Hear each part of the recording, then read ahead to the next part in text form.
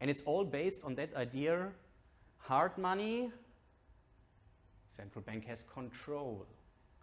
It's born with an enforceable repayment obligation. Soft money. Central bank loses control because they booked thin air into their books. And the financial strength of the central bank. The central bank itself has to defend the exchange rate. Forget about the lower band. For these countries, it's about stabilizing the exchange rate. So until it's not clear that they really recapitalized their central bank, they're fighting for the upper bound. Okay? And that happened last week and is still happening these days. What is special about this is that Milei is popular and he really speaks all the time together with his team, his economic team or its ministers about this recapitalization. And then he says, well, if the central bank becomes more insolvent, like the equity position is more in negative terms, then we have an increase in price level. But what is the link between a more insolvent central bank and an increase in the price level? So probably that one of the exchange rate, which I presented to you. So you recapitalize the central bank, or at least you make it more solvent. Then you end up with a lower price level, but probably through the exchange rate. So in my view, all of that only makes sense if you have from the recapitalized central bank, which they tried and they did, and they defend the peg in Argentina. In the last days, they really had to defend it. Therefore, you have a more stable exchange rate, and therefore, you have a more stable price level. Because he strongly believes, even so he draws a picture showing the relation between the solvency of the central bank and the price level. Even so, like in a national address, he emphasizes again and again, no, it's only the monetary base, and if this is fixed, we won't suffer inflation. My concern is because of the credit market, and this is from the IMF report, so it ends in June 25. But credit, if you don't expand the monetary base, you remember the reforms in Hungary and Germany, so you allow the monetary base to increase, and that is necessary for credit growth. And Argentina is a demonetized economy. In July and in August, we had like a credit crunch in Argentina. And Milei, like staying with his, well, we don't increase the money supply no matter what happens, like probably is kind of responsible for that credit crunch. First of all, I liked it, that comment from the Treasury Secretary, because it's like a very strong commitment. It's incredible that the Trump administration bails him out.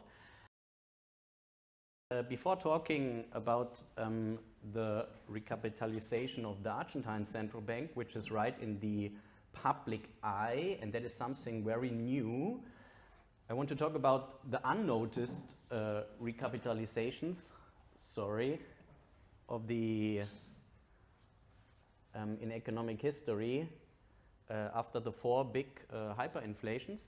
And yeah, that is kind of strange because the hyperinflations really ended by these measures, very comparable actually to what they try right now in Argentina, but there is almost no literature about recapitalizations. So that was the reason for my research, to bring this to mind, that usually like the very strong hyperinflations or the very strong inflations, usually they end by recapitalizing the central bank, and we can learn from that history, and also it's important lessons for countries like Argentina. It's not a real hyperinflation, but they have been close, as you will see, and there are many similarities. Okay, so I have to change for different presentation right now, and this is, wait a second, this is this one. So the unnoticed, or like kind of invisible, at least in economic history, central bank recapitalizations, and this was the end of the 4 big inflations. So all of these hyperinflations, and that is like the first part here, or the second part, ended with an exchange rate stabilization, and this is simply how they brought these inflations to an end. And then we will note the similarities to Argentina right now. Before I will talk again like a little bit about the institutional side of money. So there is more to money than it's just a means of payment, and it's like a standard good everybody uses to exchange or to purchase goods and services. It has an institutional side because it's issued by a bank, and central banks are called banks for a reason. They are and have been always banks, and therefore there is more to money than, as you know already, money represents credit. Then we come to these stabilizations, and I'm referring to some paper from Thomas Sargent of 1982, and the relation between money and prices, and I tell you a little bit more about the recapitalizations and about like the actual research, like you have to do time series analysis to really prove that it was the exchange rate that dominated the price level and not vice versa, at least for these very extreme cases. So this institutional side of money, and we talked about it here already several times. So this is Hungarian krone back then, which was stabilized in the 1920s. And you can imagine euros or Argentine pesos and so forth. And there is like good, stable money, hard money, and there is soft money. And what differentiates them, we will find in these titles only noted down on paper on the other side of the central bank balance sheet. And it happened for some reason that in economics we paid very little attention, or actually close to no attention, on these assets on the central bank balance sheet. So good money is backed by those claims. And probably to repeat the argument again, like more, oops, this one I need, document camera. Yeah, let's just, I had no time to put it in the presentation itself, but let's just consider a normal balance sheet, and I told you about the assets and liabilities, and this is our central bank. And what many people, or most, have in mind when they think, for example, about the gold standard, then back in the days when we had gold, money was backed, and therefore each one of those notes really circulating. So here is the money supply represented by notes, is backed by some, let's put it in a different color, it's backed by some gold coin. Okay? So you had gold backing notes. And a complete backing is also a complete misunderstanding, because central banks have been, and also issuing banks before have been banks, and therefore they created credit. They only hold partially, like 1/3, for example, for the former Reichsbank, in gold, and the rest of the notes, whenever one note is born, a twin is born of that note, and that's a claim over here. And this claim could be, for example, advances to commercial banks. But it's a claim. and it's born at the same time. So it's kind of, let's say, twin to this one. And therefore, even so we don't notice, actually, when the banking system works well and how the euro system worked until 2007, 2008, 2009, when you issue only short-term advances to commercial banks, 1 week maturity, secured by additional collateral. There is even some collateral they have to put here, like with collateral. Then this guarantees, it ties this note to the issuer. Okay? And it's like 100% sure, or at least 99 point something percent, that all the money supply issued, the central bank never uses control if it's strict enough in its issuing policy and its collateral requirements, that it doesn't lose control over that money and it returns to the issuer. That is hard money. And the same is true if they give long-term credit, and the same is true if they buy existing debt. So this is the creation of new debt, but it could be they issue notes in order to buy government bonds. Let's put them maybe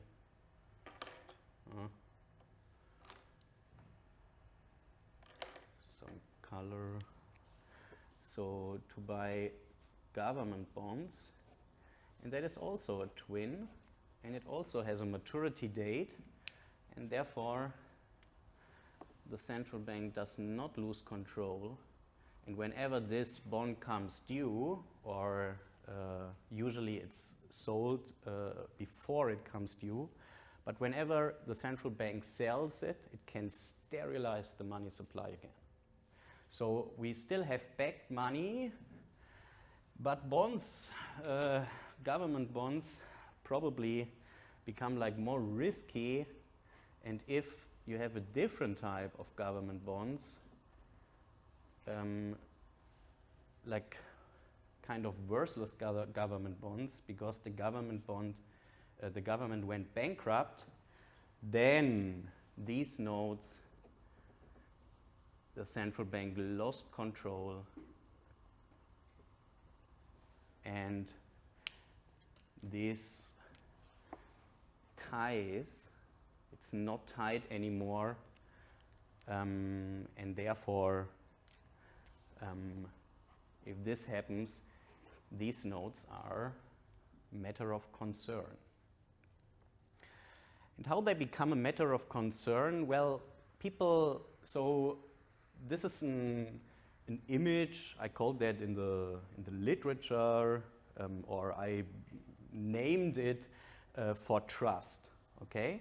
But trust is in here, that is our trust, and we try to measure trust, okay? So trust, probably you hear that over and over again. Yeah, there has to be trust in the currency, or trust in money. But my argument is that you can measure trust at least a little bit, or no, you can measure it actually quite well, because these government bonds, if comparable bonds or those bonds are traded on markets and they do have a market price, then you can like try to estimate how worthful is all that backing over here, what's the potential of the central bank to sterilize those notes, and to find out how many notes are not covered. And if they are not covered and people lose trust, you may go to change them for a different currency where you have more trust, and that is what happened during the hyperinflations, and actually it's also what's happening right now, or what happened in the last 10, 20 years in different stages in Argentina. People losing trust. The central bank is a bank. It has a constraint. I call it the solvency constraint, even so technically it's not going insolvent. But when it loses its financial strength, by giving too much credit to a broken government, by monetary financing the government, then the pressure comes from two sides. There is also like financing the government that puts immediate pressure on the prices via higher wages or more government spending. But additionally, if that relation is like really asymmetric, additionally people lose trust in that currency and they exchange it to a different currency, and therefore the exchange rate on these foreign exchange market, where the government tries to control in such countries but really cannot, on the black market, and therefore the exchange rate devalues and money is worth less in relation to goods and services, but also in relation to other stable currencies. Yes? Okay, and that's like the difference between hard money and very loose money when you have too many of those relatively worthless government bonds, and for the next term you issue more of those notes which you lose control, and then monetary financing, you issue more of those, you issue more notes because you give credit to a broken government by buying its worthless bonds, and there is no control anymore over the money supply. You have the problem on the foreign exchange market, and this during the years of monetary financing becomes more severe. So in the lecture we learned, I'm not going to speak about the euro, I'm going to mention it slightly. We learned also that the ECB, most of its assets are only government bonds, but still most of the bonds are possessed or held by private investors, and they still have some market price, and fortunately also our gold became more valuable, and therefore we are still in balance somehow. Argentina was not in the last years until Milei recapitalized the central bank, and we will see that in a second. Questions so far? That's completely clear for you? Very nice. Then you really can understand the problem right now in Argentina and the likelihood of the euro, by buying more of those risky government bonds, with the problem that they could devalue as well, the likelihood for such a situation in Europe. But that takes time. That get me many years, because until you change from using euros and you try to save and sometimes also to pay in a foreign currency, that is a matter of many years. But the risk already built up in our balance sheets. Okay, back to this metaphorical image. So hard money is backed by those twins, the central bank being able to sterilize the money supply. We don't see it when we use the note, and we think people just accept it because they are used to it, and the next will accept it as well. But there are some with more knowledge, like George Soros, and they look at those backing assets, and when those assets become worthless, which usually happens because the central bank provided too much credit to the government, for example, by buying up those treasury bills or government bonds, and in order to rescue the government, so the government is already half broken, and then the monetary financing starts and then the backing of that monetary base vanishes, which leads to problems at the foreign exchange markets. And some speculators react first, and until the general public realizes, it usually takes some time.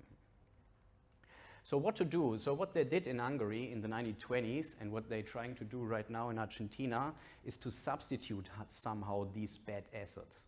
So the central bank was decapitalized by monetary financing, by putting these risky and each year probably more worthless assets into the balance sheet, issuing notes where the central bank loses control.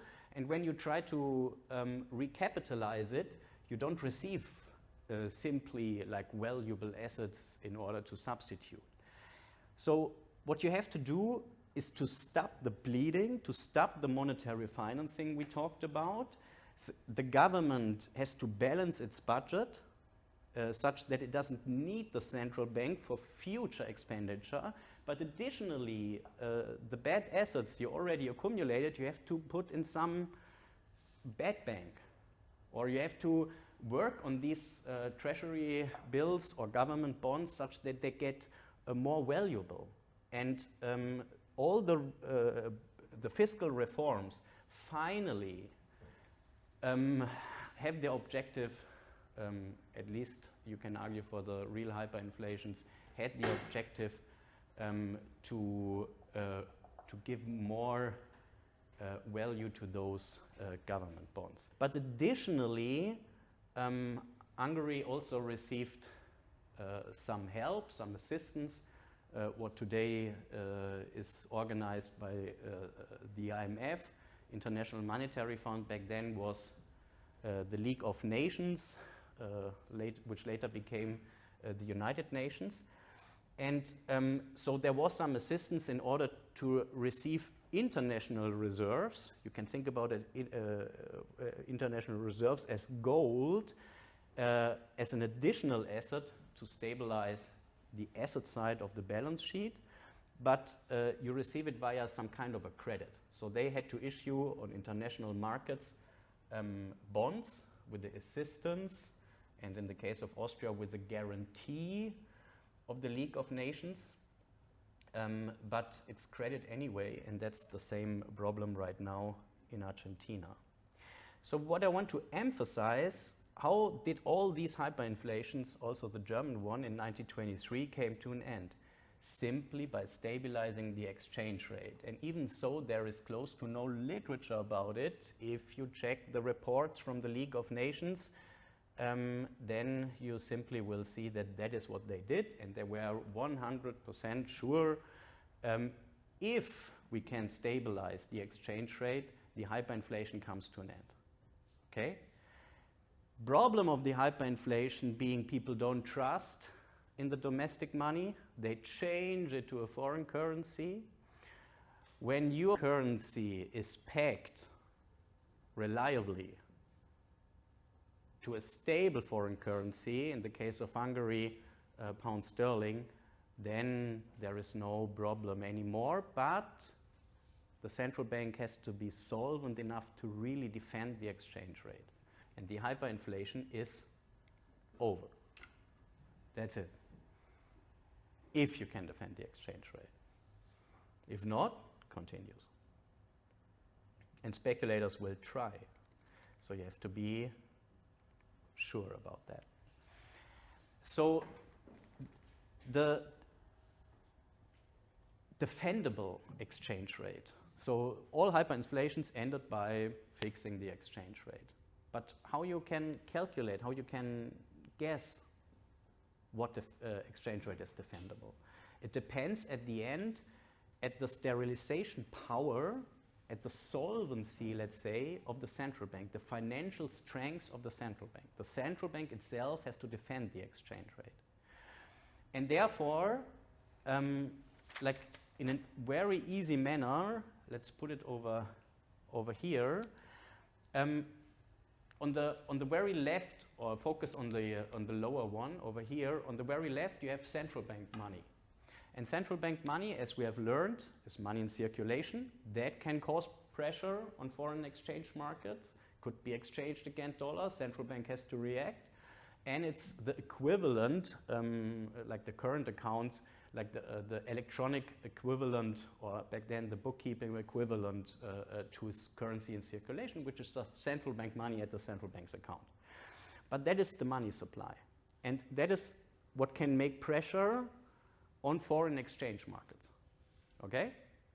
So, what part of that money supply the central bank still has control? What part it still can sterilize? What part is still tied to the central bank? And therefore, we can simply subtract the net private sector claims, because there are liabilities involved and there are many positions, therefore we have some sums and so forth. But if we subtract the net private sector claims, it tells us how much money they could, if they had to, yeah, not thinking about maturities here, but if they could sterilize, like in a few weeks, in a few months from now. And then they have these claims against the governments, which are more usually more complicated and more like thin air assets. But they do have some value, and also those notes they could sterilize from circulation. And then you're left with the rest of that marks, making trouble on foreign exchange markets. And in order to stabilize the exchange rate, what is the relation? Simply the dollars you have in order to fight the speculation on foreign exchange markets. Yeah? That is like a very simple measure. You can apply it only to those central banks which have foreign reserves or which need foreign reserves in order to balance their balance sheet. If a central bank is completely solvent, it's not in the picture, it's a defendable exchange rate over here. So if your net private sector claims in domestic currency and also the claims against the government, like the market value of it, if that is not sufficient to sterilize the money supply, you are vulnerable, the argument we had at the very beginning, and you have to defend the exchange rate with the reserves you have, and if those reserves are not sufficient, then you are in trouble, okay? So that is why we divide here by international reserves.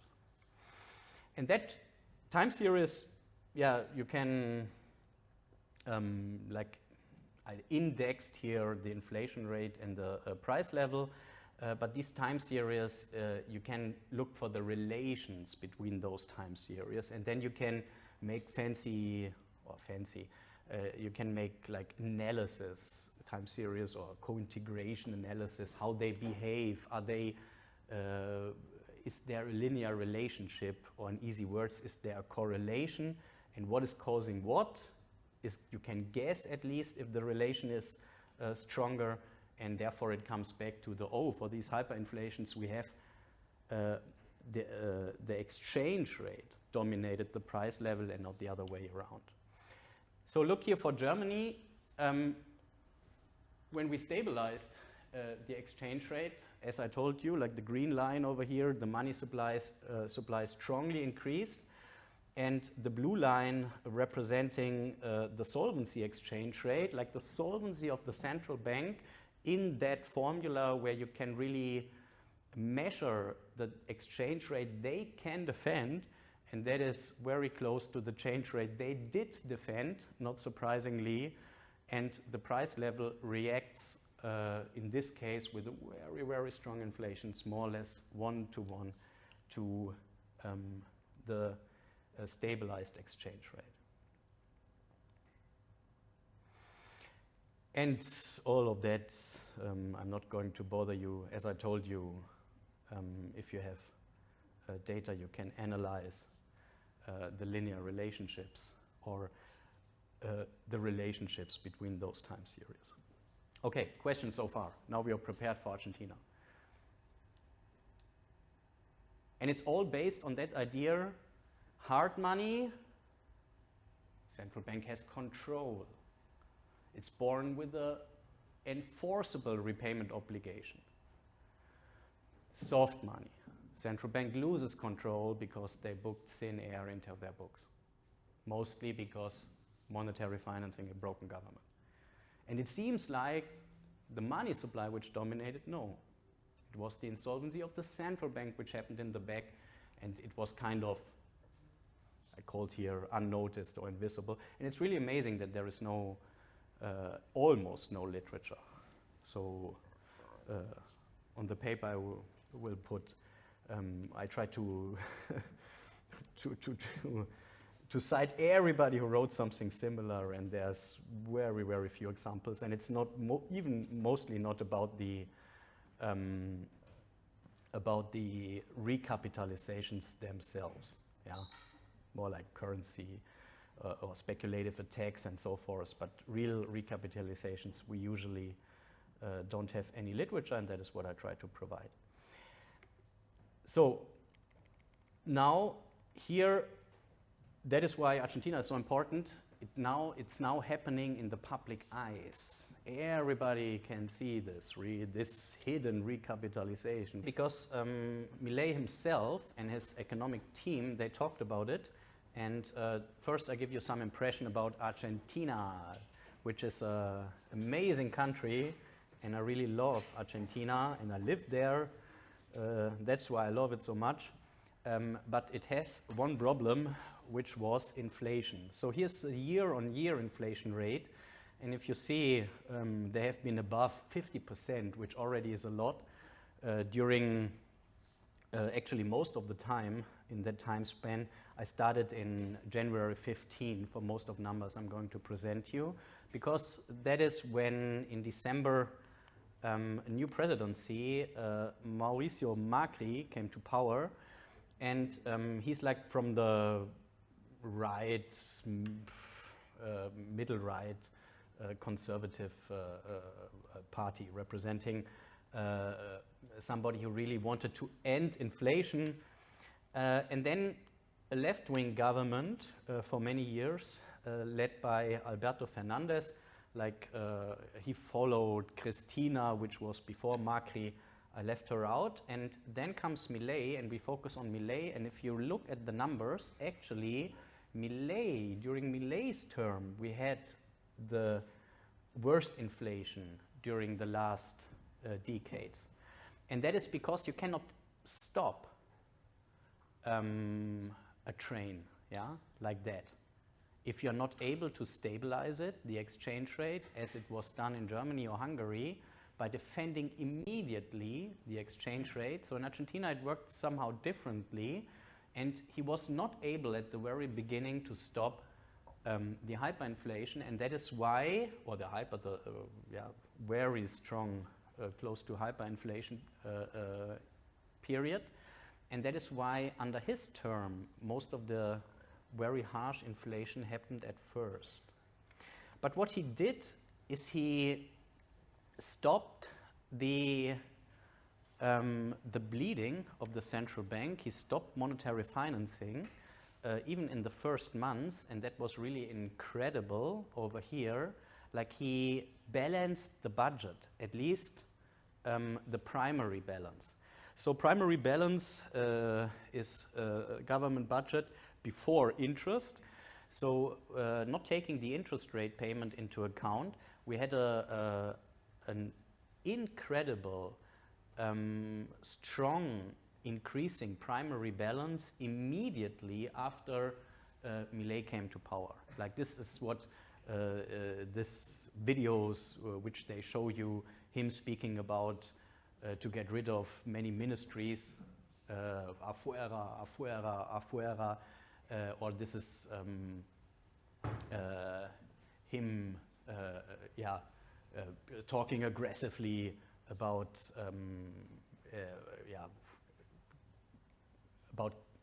reduced government spending. Okay, this was done by slashing subsidies and public sector jobs. So he fired many people, and that is why Milei has many enemies all over the place. okay? I have good friends who lost their jobs immediately after he came to power in the public sector. He froze pensions and infrastructure spending, and pensions, as you can imagine, are not very high in Argentina anyway. So now he adjusted them slightly, but at first they could not keep up with the inflation rate. So this represents very harsh reforms necessary to get closer to a central bank recapitalization and achieve Argentina's first primary fiscal surplus. So what he did is to stop the bleeding, the monetary financing, in the first few months, and that means, like here, this additional monetary financing stopped. But he stayed with the difficulties accumulated by the former presidencies, and the central bank was not recapitalized at that point, but at least he stopped monetary financing, which is like the first step. And actually, Milei is comparable to Trump, and what was drain the swamp in the United States, famous phrase from Donald Trump, was to acabar, or to eliminate la casta, yeah? The elite, political elite. Both of them are fighting somehow against the corruption and political elite, and both of them are popular, but they have a very special language, and actually Milei much more so than Trump, but it helped him to get public support, and yeah, he was successful. And what is special about Milei, he really told the people, even the middle class people, the poor people, which he wants to support in the medium run, he told them, you are going to suffer. If you vote for me, at first you're going to suffer. I'm going to drain the swamp, or to get rid of la casta, the political elite. I'm going to stop corruption and so forth, but at the very beginning it's going to be hard for all of us. And that is incredible. Like it never done, it never happened mostly in South America. Think about, like every politician tells you, vote for me and you will be better off in the next year from now. Yes? Why the inflation went up at first? Why it went up? Yeah, I'm coming to why it went up at first. So he only stopped the underlying problem, but that problem already accumulated in the balance sheet of the central bank, and he could not recapitalize the central bank at first. He could only stop the bleeding, okay? And that is how he stopped the bleeding. So in red is his term, and if you look in the last 20 years, or 10 years, he is responsible for the highest inflation rates because he could not stop this train immediately. To be fair, we can also consider the monthly inflation rates, though the highest monthly inflation rate was when he came to power, December. So he came to power December 10, and this bar I put in blue as well as in red. But also the bars afterwards are very high, and when you think about, well, 1 month you suffer 25% price increase, and the next month again it's a 20% price increase, and the next month is again 12% price increase. All of them feel hard because you still suffer from the old price increases. And I remember those times in Argentina, like even the lower, like a 5% monthly inflation is incredibly high. So many times in the supermarket, they were putting the new prices, and you just try to be first before they already put a higher price on those products. Yeah, and when you go to the restaurant, like they just crossed out the old price and put you a higher one. So very high inflation rates. Now, something special about Argentina and other high inflation countries, and also the hyperinflation countries in the 1920s, like Germany, you have 2 exchange rates. Actually, you have like 10 exchange rates, but let's focus on 2. You have a real exchange rate, that is the black market exchange rate. This is a market rate. So people go to the black market. In Argentina, they call it the dollar blue. So the red line is like the black market exchange rate for dollars. And there is a regulated exchange rate, like most of the time when they separate, when you have this brecha, this spread in the exchange rates, most of the time it's kind of a government set official or fake exchange rate. It's not a market result. It's only set officially by the government. And when Macri came to power, he did exactly the same what Milei did later on in a different situation, but he did exactly the same, not being as harsh in the budgetary reforms. Probably that was his mistake. But he tried to get those exchange rates together, right? Such that then people can again, like we are used here, whenever they want to, you can go to exchange office and exchange your pesos into dollars, and therefore you have to stop, or you have to recapitalize the central bank in the back. And then you can probably also get rid of that inflationary problem. And I don't want to speak a lot about Macri, but just to mention it, that happened several times in Argentina. And well, as you see, with the rising exchange rates, he had a lot of trouble at the end of his term. And then he had to implement, or it was again, we see that spread exchange rate or capital controls. So you are forbidden to exchange freely your pesos into dollars. And then the second bar is the left came to power, like with Alberto Fernandez, and then many restrictions were imposed. So black market bills where the exchange rate is much higher than the official exchange rate, which is a controlled government set, no market result exchange rate. And the two of them together somehow they influence the price level, and the official one is adjusted, like lagging behind little by little to the real market result exchange rate. And the market result exchange rate, so my argument depends on the solvency of the central bank. If it could, it will fight inflation by stabilizing the exchange rate, but it was not able to, and therefore they come up with these capital controls.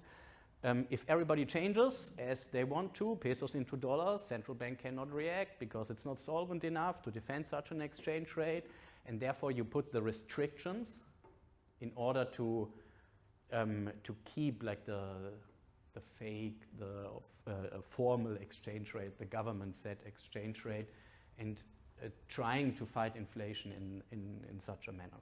So here, Fernandez comes to power, and then you had this huge gap between the unofficial rate, but the dollar blue, but which is like the real rate, a market result, and the managed or the government set exchange rate, the official rate in blue.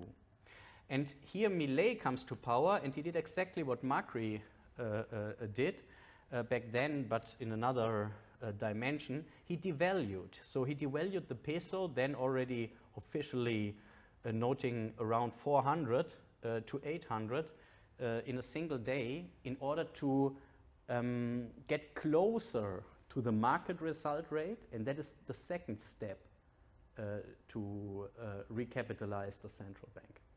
Okay? Because the central bank has on its asset side,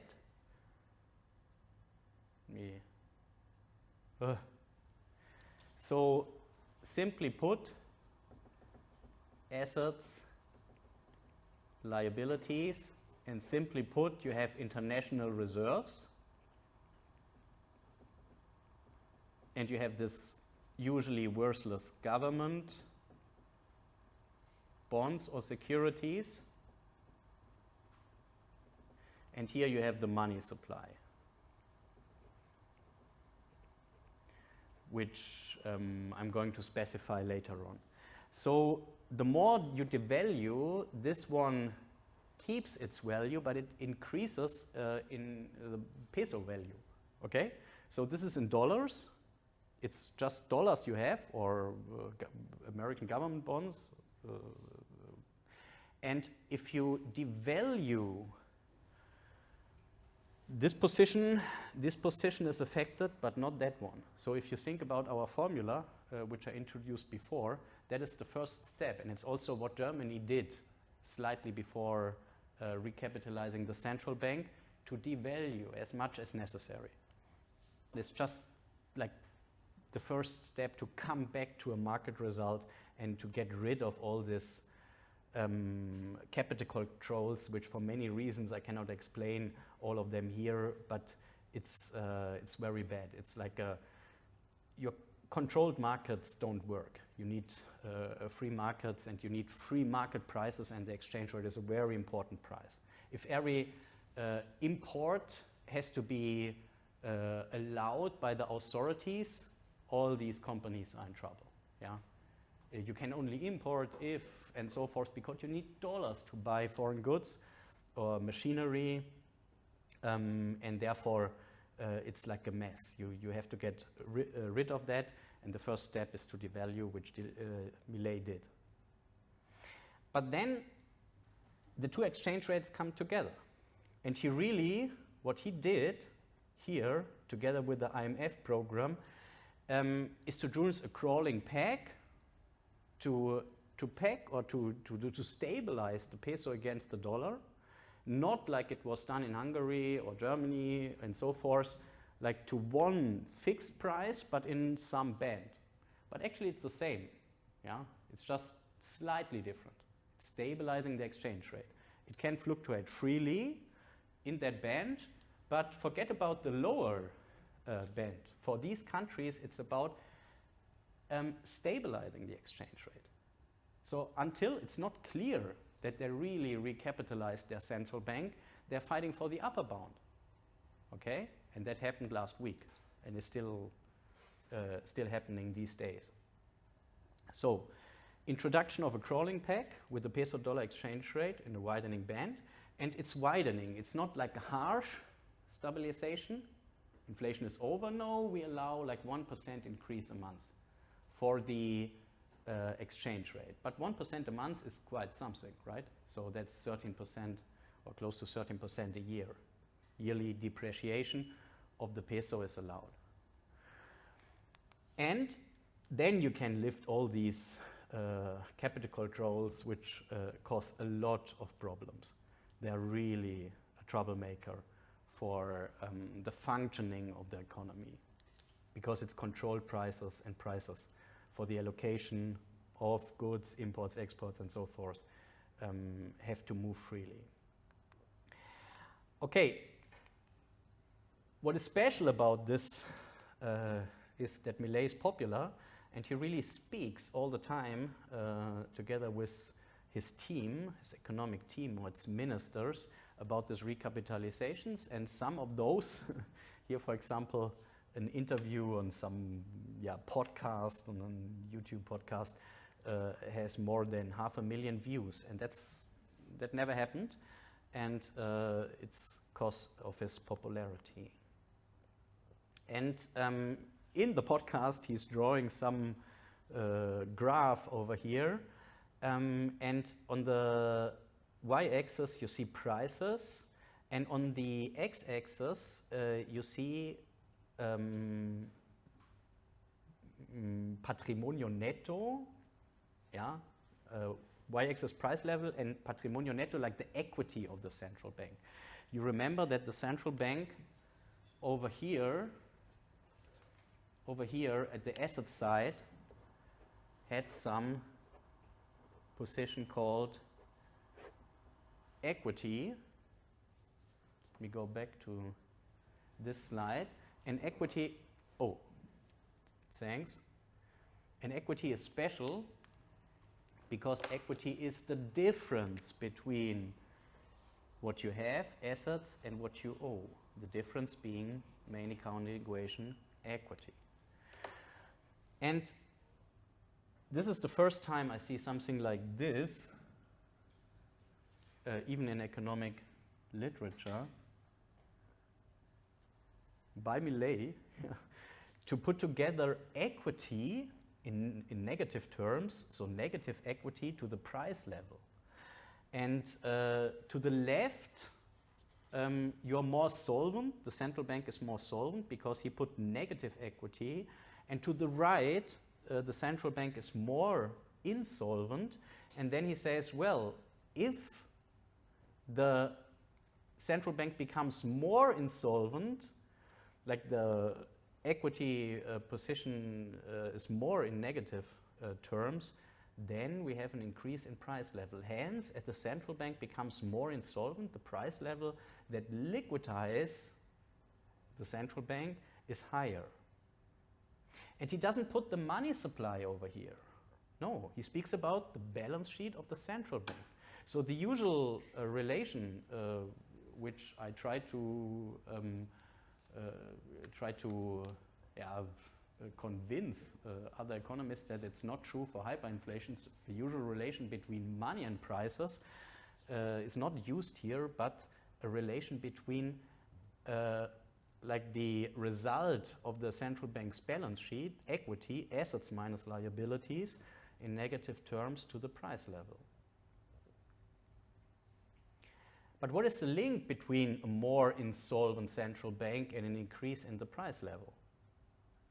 So probably that one of the exchange rate, which I presented to you. So if we recapitalize the central bank, what happens then? You end up with a lower price level. So you recapitalize the central bank, or at least you make it more solvent. Then you end up with a lower price level, but probably through the exchange rate. So in my view, all of that only makes sense if you have from the recapitalized central bank, which they tried and they did, and they defend the peg in Argentina.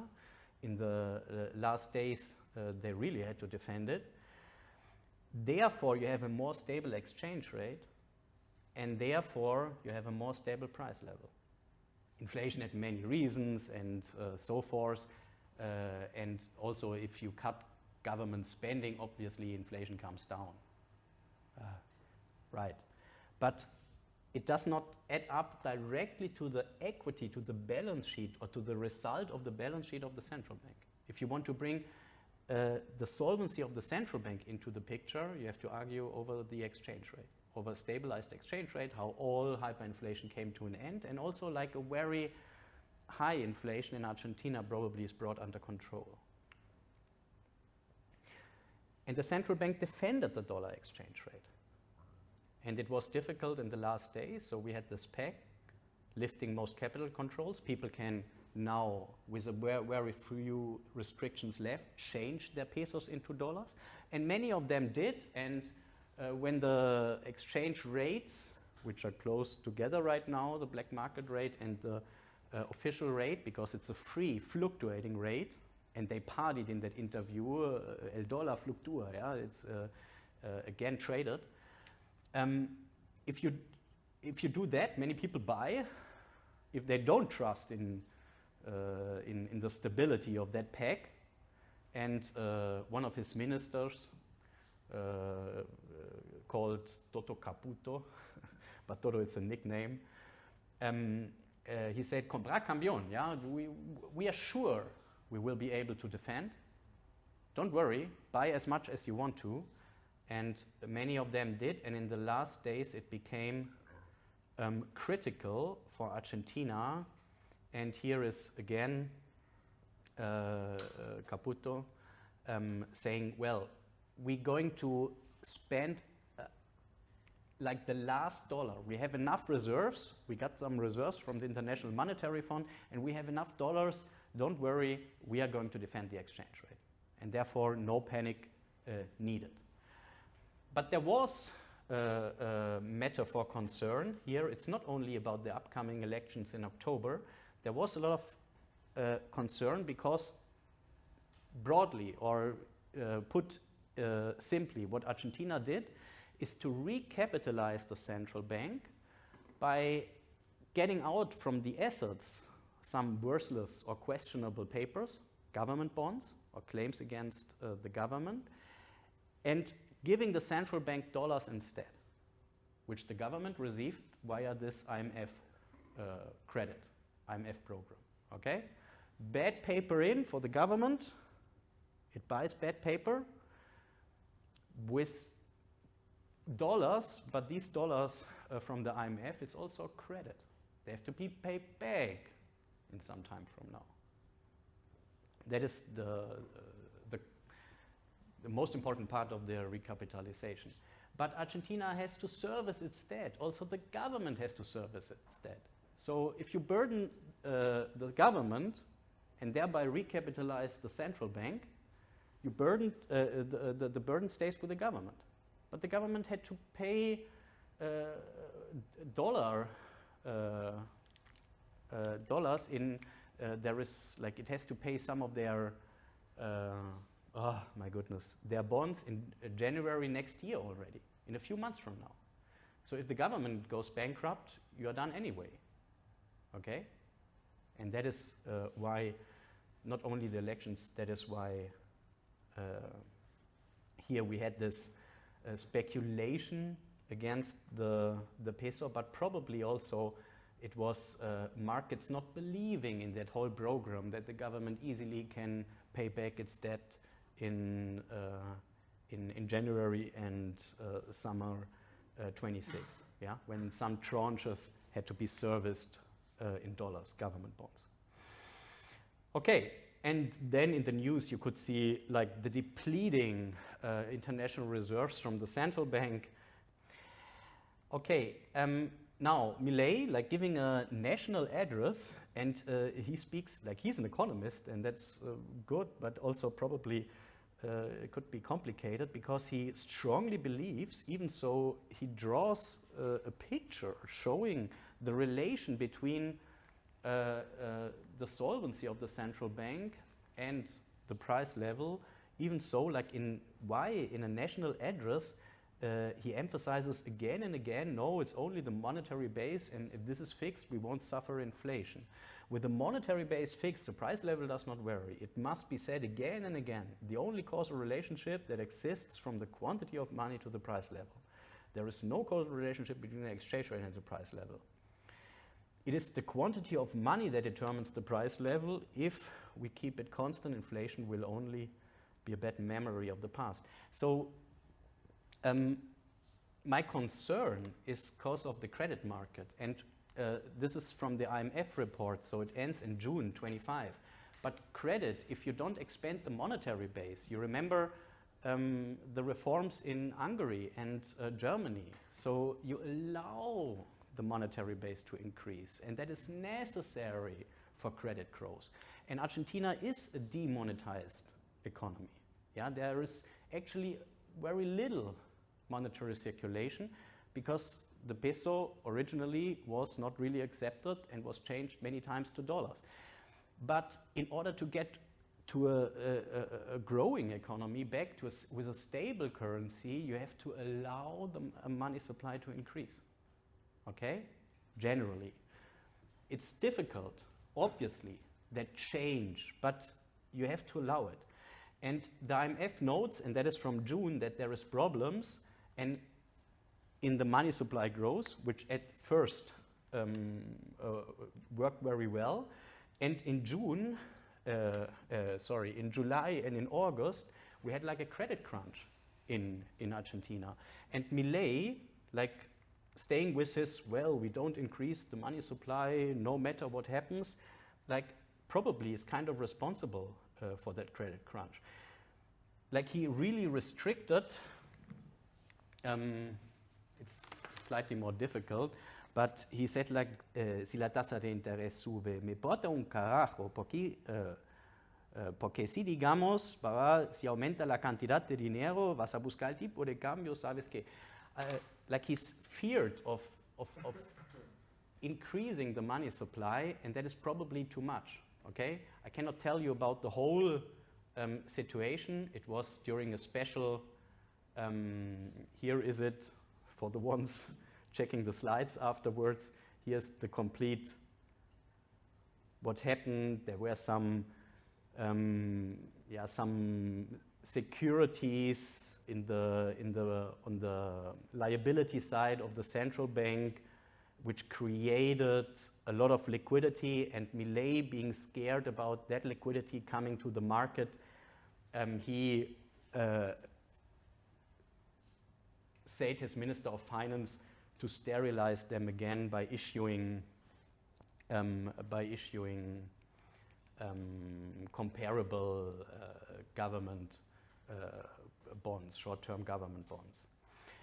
Okay, it's a complicated issue, but anyway, like why to be so strict? Why not to allow credit to increase? Because they need it. They will need it, and I think that's a technical mistake, which likely is going to happen in Argentina. At least with this guy, I have great respect for Milei, obviously, but I don't understand this point of fighting for a stable money supply, no matter the consequences. For example, those interest rates jumping up to 50%, for deposits. Okay, and they defending the dollar exchange rate, and it was, as I told you, not only panic or like the opposition. There were some numbers behind here. El riesgo país, the country risk jumping in Argentina, and that means, well, we don't know if Argentina is going to be able to service its debt, which comes in January 26 already, one of these tranches, and then in summer 26 again. And when you're in trouble, government not paying its debt, probably because they vote for the left in October, then you don't receive foreign investment. You don't get credit, and the whole program is going to finish. And that is why you had this situation here last week, actually, and even today. So it was solved more or less yesterday when Milei, or the day before yesterday, and yesterday when Milei visited Trump. So yes, America support, so the US or Trump's administration acts like a lender of last resort, like giving credit to Argentina, rolling over that problem, which also comes in January 26 already. And that I've never seen such a strong commitment post from a US official. So here, Treasury Secretary Scott Bessent, Argentina is a tremendously important US ally in Latin America, and the Treasury stands ready to do what is needed within its mandate to support Argentina. All options for stabilization are on the table. So don't worry, like all this speculation inside Argentina, and also people not buying the government bonds. So this means 15%, Argentina had to pay 15% higher interest rate on short-term comparable bonds than is charged for US interest rates. So as you see, like Brazil, other comparable countries are relatively stable, and Argentina always in the last 10 years had this problem. So calming the situation down, and actually after that post, they came down to below 1,000 basis points, representing 10%. Okay, and then may include like swap lines and so forth, but those are very strong instruments, only used and directly from the Treasury, only used to rescue Mexico during the tequila crisis of 94-95. So first of all, I liked it, that comment from the Treasury Secretary, because it's like a very strong commitment. It's incredible that the Trump administration bails him out, and probably like with these strong, first it was only now a dollar swap line, cannot explain it completely to you, but like here, they mentioned targeted buying of Argentine sovereign bonds in order to stabilize prices. That's a huge commitment.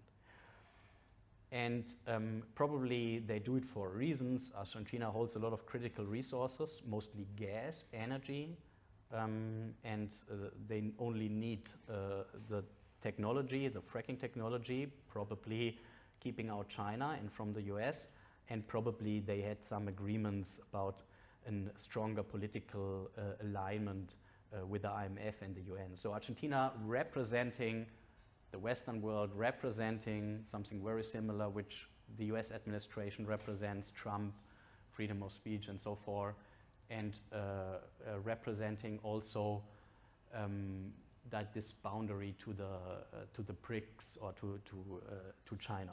Okay, it's like he's the only real ally in South America for the American administration, and therefore he received, a credit. Let's call it simply a credit, administered via these currency swaps. So they just exchange pesos to dollars, but Argentina needs those dollars. They work like a credit. And the problem is more or less solved for the next months, or probably even up to June 26. Yeah? But it's credit only, they have to service it again. And then Trump saying like full support, and in Trump's fancy words, like always, being either very nice or very bad, like a fantastic leader, and he really praised Milei for his achievements and so forth. And a friend in need is a friend indeed, so you can say the American administration, or actually Trump, with the final decision, they rescued Argentina. They have been at a difficult stage via the central bank's recapitalization. And a friend indeed is a friend in need. And at the same day, yesterday, so that happened yesterday, another guy called Trump for help, and that was Macron, because he could not go to the United Nations. The street was blocked because Trump was going, and then the street is blocked for like an hour. And today they report about Trump's speech at the United Nations, but Macron called him and said, well, let me pass with my car. Let me pass. What's up, my close friend? And Trump told him, more or less, come on, go walk. And that is the difference between like Milei being praised and invited, and Macron is in trouble to. Well, he still has the number, still can call him, but. So I like to present you the balance sheet, but I'm not the recapitalization, so that is Milei's presentation in that live session, but only the bonds. Well, let me do it in 5 minutes. Give me 5 minutes, and only 5 minutes. So it's really 5 minutes, don't worry. I put only like 2 or 3 positions, and that's it. So, Argentine Central Bank, assets, liabilities, and you have international reserves over here, and that one they got some from the International Monetary Fund, and they have those questionable government securities or bonds over here. And on the asset side, you have the monetary base, and usually you look at, I put it in our terms as used in Europe, notes in circulation, and you have the equivalent to notes in circulation, as we have mentioned, you have the current account. So it's simply the same as central bank money, but in a digital form, the electronic version of notes in circulation. And then you have securities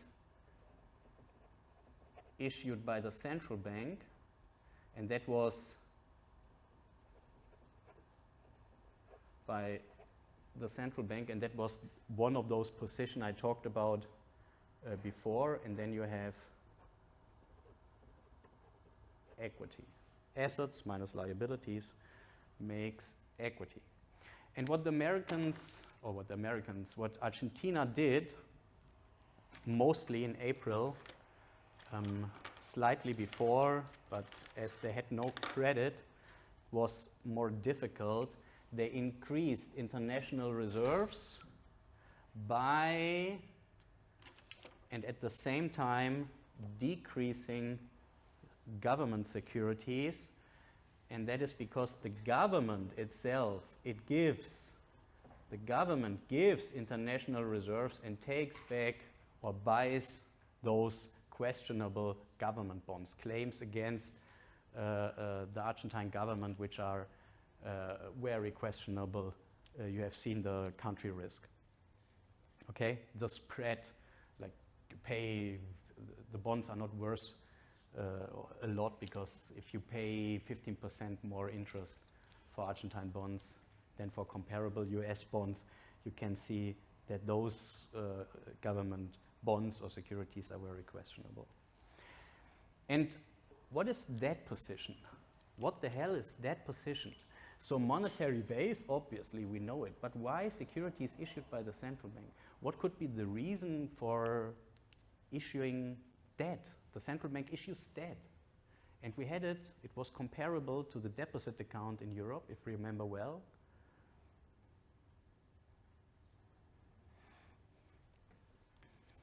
You can sterilize some of that money. If you don't have enough assets, the best would be to sterilize money by selling assets. But if you don't have enough worthwhile assets, you only have those questionable government bonds markets are not willing to hold, and you don't have enough international reserves, in order to decrease the monetary base, you can sterilize by issuing debt. But that is simply a pledge. Well, I will give you more pesos in the future. Yeah, you sterilize pesos, pledging with a 30% interest in Argentina, more pesos to be paid back next month. So that was a very complicated position over here, and as it was in the slides, more or less, the government also tried to replace them. Okay, the government takes the burden again for those positions. Okay, like cleaning the central bank, getting them out to the government, and that is what happened in Argentina. But big problem being, the government takes the burden over here. The government takes the burden over here, but it has to pay back those dollars. And not only when they come due, like the new dollars received from the IMF, but already for other tranches, like their permanent tranches, big ones, in April and summer next year. And therefore, Argentina was in trouble, but, so these are some IMF report numbers, we cannot go through it well, I prepared way too much. But it was Trump helping him out, or the Trump administration, and Argentina has a lot to offer if once they receive to export more gas, and it's still growing, like the energy exports mostly, they're back on track. Like agricultural products always work in Argentina, and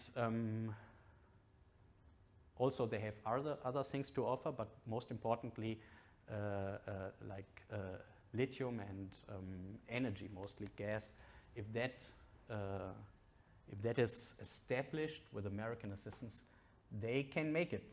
They really can make it. And now with that support, I'm very hopeful, and let's like those comments over here.